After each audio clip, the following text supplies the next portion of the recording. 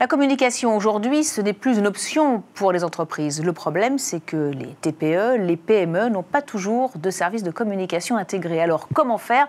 Justement, c'est ce qu'on va voir avec mon invité, Tanakil Papertian. Bonjour. Bonjour Florence, merci de m'accueillir. Vous êtes présidente fondatrice de l'Etrusque, une entreprise de conseil en communication et en relations publiques. Alors, est-ce que les PME et les ETI, les TPE, doivent se préoccuper plus de leur communication ? Je pense que fondamentalement, 98% des entreprises sont des PME ou des entreprises de taille intermédiaire. Aujourd'hui, c'est 98% du tissu français. Donc, elles ont toutes besoin d'un accompagnement dans leur communication, de leur création à leur déploiement. C'est fondamental. Et c'est la raison d'être de l'Etrusque. Nous nous sommes positionnés après une grande expérience dans de gros groupes, pour de grands clients.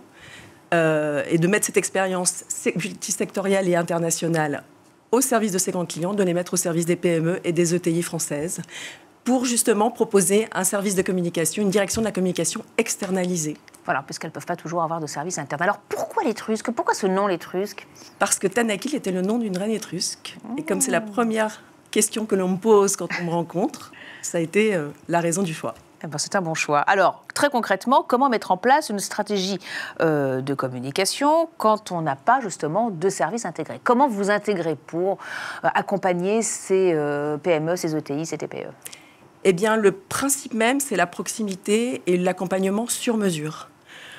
Quand on rencontre une entreprise ou son dirigeant et son équipe, on évalue ses besoins. Est-ce qu'elle existe depuis peu de temps ? Est-ce qu'elle a besoin d'être lancée ? Est-ce qu'elle a besoin d'être déployée ? Est-ce qu'elle a un produit à lancer ?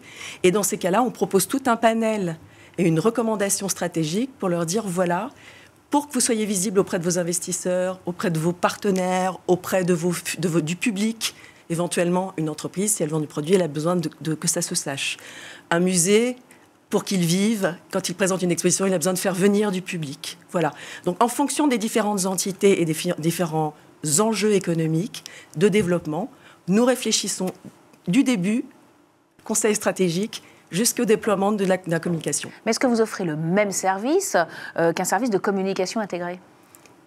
C'est un service plus complet, dans le sens où il bénéficie non seulement à l'entreprise, parce que nous faisons partie de l'équipe, ça c'est une chose. Mais la seconde chose, nous avons quand même un recul parce que nous sommes une entité externalisée.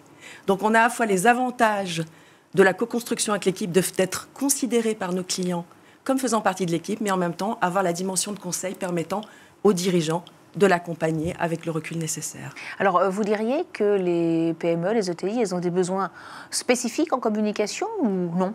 Elles ont les mêmes besoins que peuvent avoir les grandes entreprises, par exemple ? Je pense qu'elles ont les mêmes besoins, mais pas forcément au même moment et de la même ampleur.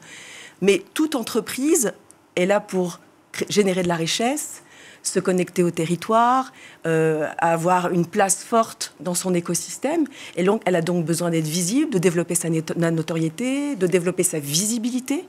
Et il y a différents canaux qui sont susceptibles, qui sont incontournables. Aujourd'hui, on ne peut pas être une entreprise qui n'est pas sur les réseaux sociaux. Aujourd'hui, c'est impossible.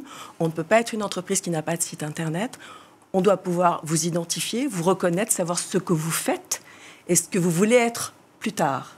Alors, dans quel secteur évoluent vos clients ? Vous avez quand même des secteurs de prédilection. Hein ? Oui, l'Etrusque est une entreprise très engagée.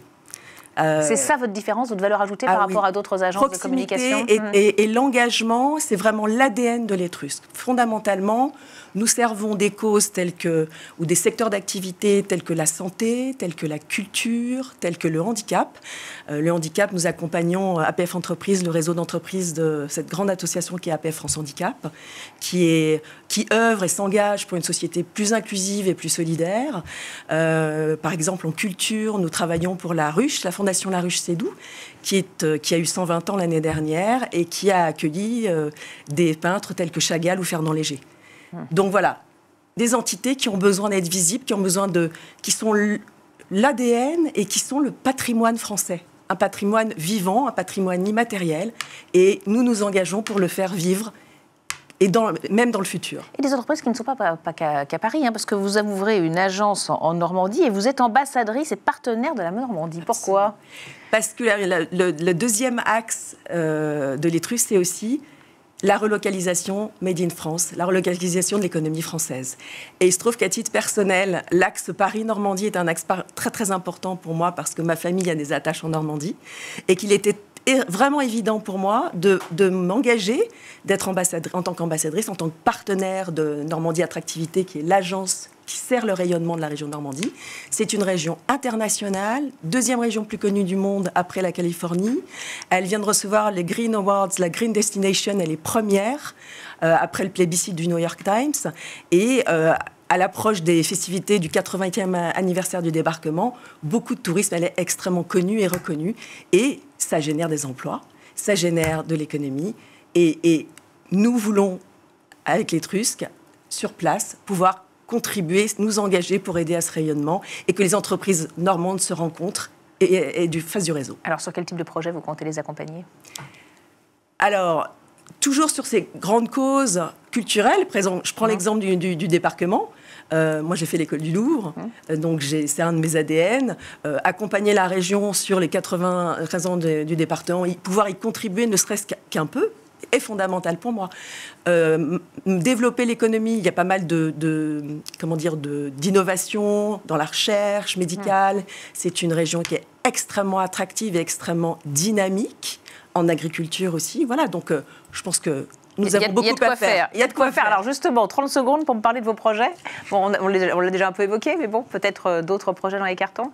Eh bien, déjà, le plus grand projet, nous venons d'ouvrir le bureau, nous venons d'ouvrir justement ces réseaux.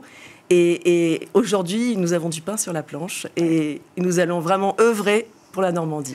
Et aussi pour Paris, parce que c'est l'axe Paris-Normandie. Aussi à Paris, c'est l'axe Paris-Normandie. Merci Tanakil Papertian, donc fondatrice, présidente de l'Étrusque, d'être venue sur le plateau de Smart Leaders. Merci Florent.